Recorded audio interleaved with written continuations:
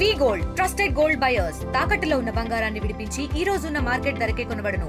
మరిన్ని వివరాలకు సంప్రదించండి 7710772020.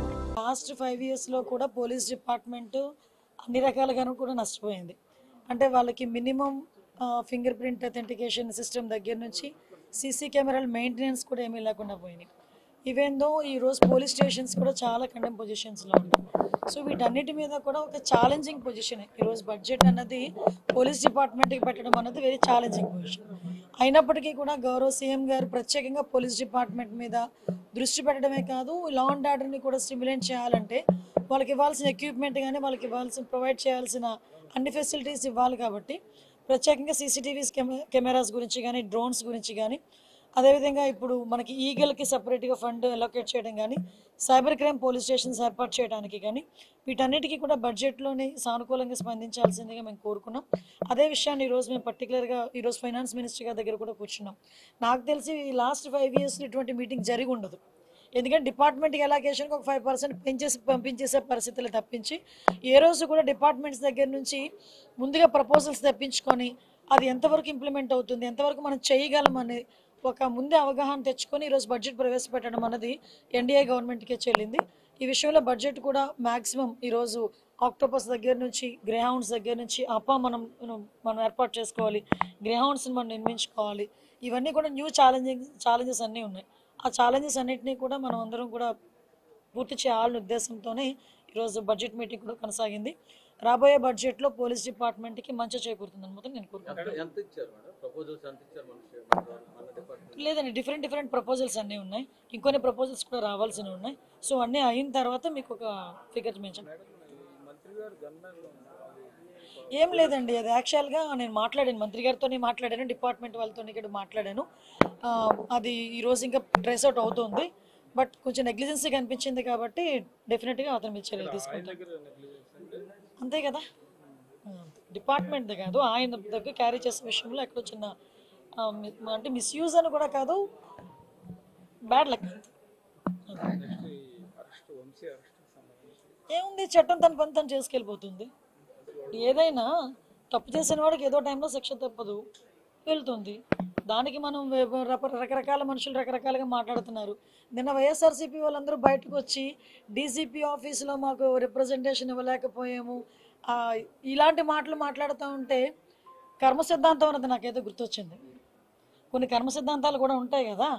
లాస్ట్ టైం మీకు వాళ్ళకి గుర్తు చేయాలి, మమ్మల్ని కనీసం డీసీపీ ఆఫీస్ గేట్ కూడా ముట్టుకొని ఇచ్చేవారు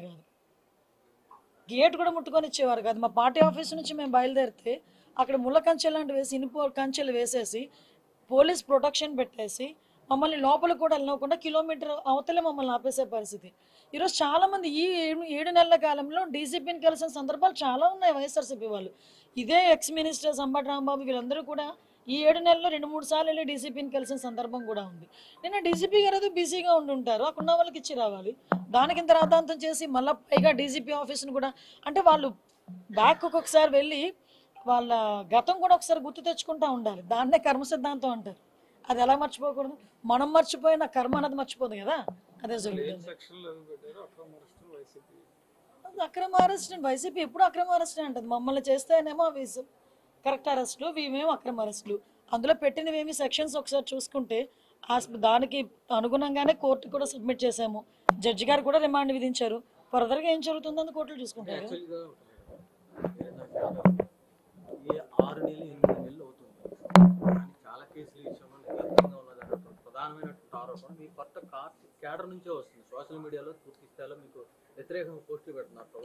మీకు విషయం ఏంటంటే, ఇప్పుడు ఏదైనా చాలా జాగ్రత్తగా చేయాలండి. ఇది లా అండ్ ఆర్డర్కి సంబంధించిన విషయం, కోర్టులకు సంబంధించిన విషయం. ఒక కేసు పడింది అనుకుంటే ఆ కేసు ఎందుకు ఏ రకంగా పడింది అవన్నీ కూడా మేము కూలంకషంగా మేము చర్చించుకోవాలి. ఒక డీటెయిల్ రిపోర్ట్ ఇవ్వాలి అనుకుంటే కనుక మేము అంత స్టడీ చేయకుండా మేము ఇవ్వకూడదు. అంటే ప్రతి ఒక్క విషయంలోనే కూడా అందరికీ న్యాయం జరగాలనే కోరుకుంటున్నాము. తప్పు చేసిన వాడికి శిక్ష పడాలని కూడా కోరుకుంటున్నాం. మీరు అబ్జర్వ్ చేసుకుంటే లాస్ట్ విజయనగరం జిల్లాలో ఒక పోక్సో కేసు ఒకటి వచ్చింది. పోక్సో కేసులో 3 నెలల కాలంలోనే అతగాడికి జైలు శిక్ష పడింది. అదే విజయనగరం జిల్లాలో 6 నెలల కాలంలోనే పోక్సో కేసులో 25 ఏళ్ళ జైలు శిక్ష పడిన సందర్భం కూడా ఉంది. రీసెంట్గా 10 days బ్యాక్ ఒక పోక్సో కేసులో 3 monthsలో శిక్ష పడింది. సో ఈ విషయంలో నేనేమంటానంటే పోలీస్ డిపార్ట్మెంట్ వాళ్ళు కానీ ప్రాసిక్యూషన్ వాళ్ళు కానీ ఈ ఇద్దరు కూడా కోఆర్డినేట్ చేసుకొని ఎఫ్ఐఆర్ నోట్ చేసిన దగ్గర నుంచి ఛార్జ్ షీట్ నోట్ చేసిన దగ్గర నుంచి కూడా కోఆర్డినేట్ చేసుకుని వెళ్తే శిక్ష పడే పరిస్థితులు కూడా చాలా ఎక్కువగా కనిపిస్తూ ఉంటాయి.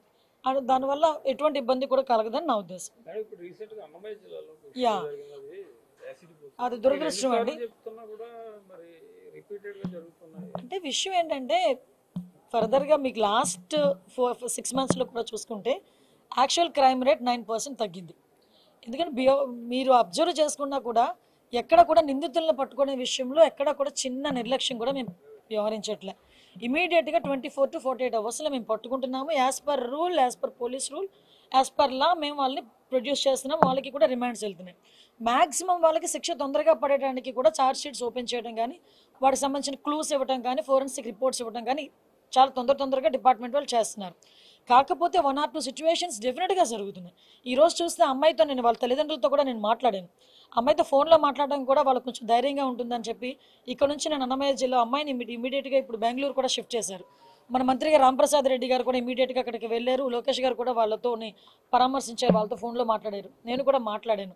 ఎట్టి పరిస్థితుల్లోని ఆ అమ్మాయి కంపల్సరీగా బతకాలి, అమ్మాయికి క్షేమంగా బయటకు వస్తుందన్న నమ్మకం మాకుంది. నిందితుడు ఎవరైనా కూడా కంపల్సరీగా యాజ్ ఎల్ యాజ్ పాసిబుల్ పట్టుకుంటాం. శిక్ష అయితే చాలా గట్టిగా కూడా ఉంటుంది. మరిన్ని వీడియోస్ కోసం ఛానల్ ని సబ్స్క్రైబ్ చేయండి. లేటెస్ట్ అప్డేట్స్ కోసం వాట్సాప్ ఛానల్ ని ఫాలో అవ్వండి. ఆ లింక్ డిస్క్రిప్షన్ లో ఉంది.